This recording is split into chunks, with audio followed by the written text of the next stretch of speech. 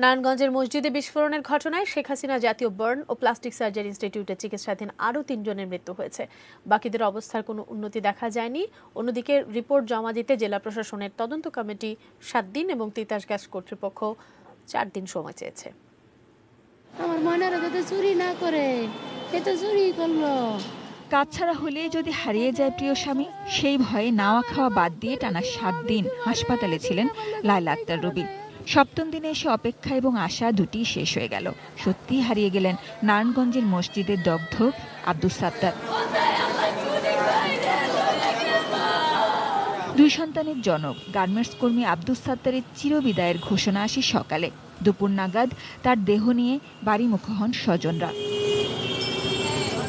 হাসপাতালে ভর্তি 37 জনের মধ্যে একজন কেবল বাড়ি ফিরেছেন। যে আমাদের এই মর্মান্তিক দুর্ঘটনায় 37 জন রোগী আমাদের এখানে আসছিল, একজনকে আমরা সুস্থ করে বাড়ি ফেরতে পেরেছি। সবাই মেজর বার্ন এবং সবারই শ্বাসনালী পড়ে গেছে, কেউ শঙ্কামুক্ত না। এই মুহূর্তে এদের বাইরে নিয়ে যাওয়ার মতো কোনো অবস্থা বলে আমরা মনে করি না। ঘটনার শুরু থেকে নিয়মিত খোঁজ খবর নিচ্ছেন প্রধানমন্ত্রী শেখ হাসিনা। বৃহস্পতিবারও এর ব্যতিক্রম ছিল না। আসলে আমাদের সার্ভিসটা ঠিকমতো আছে কিনা এই খোঁজ খবরটা নেওয়া, এবং সেটাই আমি জানতে আসছি যে আমাদের কোনো ঘাটতি আছে কিনা। উনি এইটাও মনিটর করছেন যে চিকিৎসক এবং স্বাস্থ্যকর্মী যারা, তারা কোনো ঘাটতি আছে কিনা।